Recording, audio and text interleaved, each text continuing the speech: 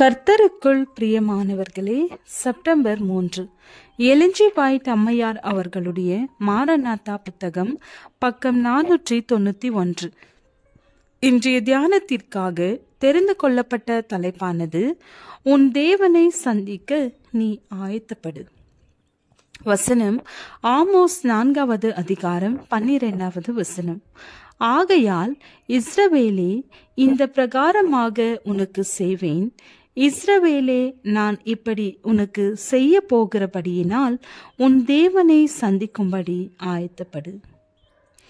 இக்கட்டு காலத்திலே தேவனுடைய சமூகத்திலே மகா பிரதான ஆசிரியன் இல்லாமல் ஜீவிக்க வேண்டுமே. அதற்கு எப்படிப்பட்ட ஆயத்தத்தோடு இருக்க வேண்டும் என்பதை அநேகர் நன்கு உணராமல் இருக்கிறார்கள். ஜீவனுள்ள தேவனுடைய முத்திரையை பெறுகிறவர்களும் இக்கட்டு காலத்திலே பாதுகாக்கப்பட போகிறவர்களும் இயேசுவை முழுமையாக பிரதிபலிக்க வேண்டும்.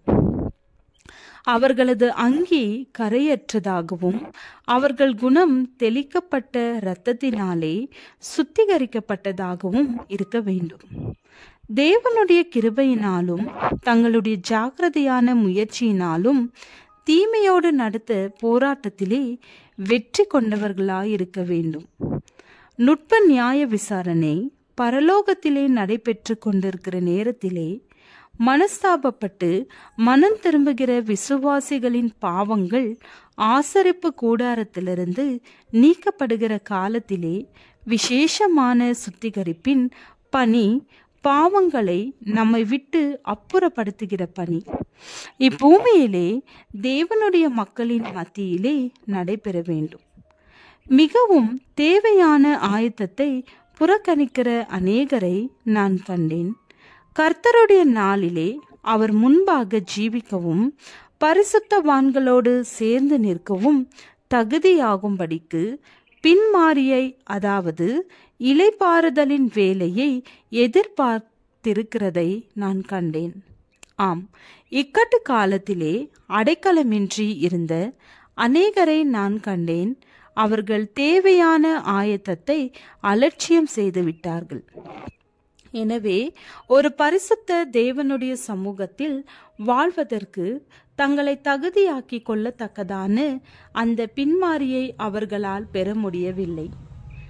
தீர்க்கதரிசிகளால் செதுக்கப்பட தங்களை ஒப்புக்கொடாதவர்களும் முழு சத்தியத்திற்கும் கீழ்ப்படிந்து தங்கள் ஆத்மாக்களை சுத்திகரிக்காதவர்களும் தாங்கள் உண்மையிலே அப்படி இல்லாதிருந்தும் தங்கள் நிலைதான் நல்ல மேன்மையாயிருக்கிறது என்று நம்பியிருக்கிறவர்களும் வாதைகள் ஊற்றப்படும் காலம் வரைக்கும் அப்படியே இருப்பார்கள்.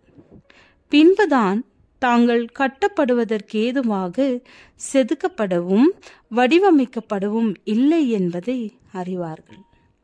தங்களுடைய பாவநிலை, பெருமை, சுயநலம், உலக ஆசை, தவறான ஒவ்வொரு வார்த்தை, செயல் இவற்றின் மேலெல்லாம் வெற்றி பெறாத எவரும் ஆவியானவரின் இளைப்பாறுதலில் பங்கடைய முடியாது.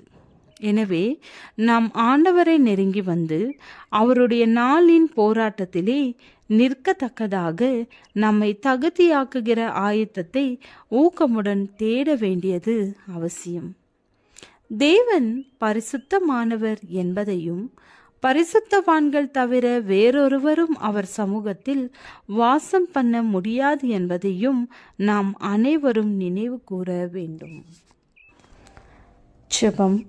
பிதாவே, எங்கள் இருதயம் உம்மை சார்ந்திருக்கவும் உம்மை நம்பவும் பழகியருளும். ஆமீன்.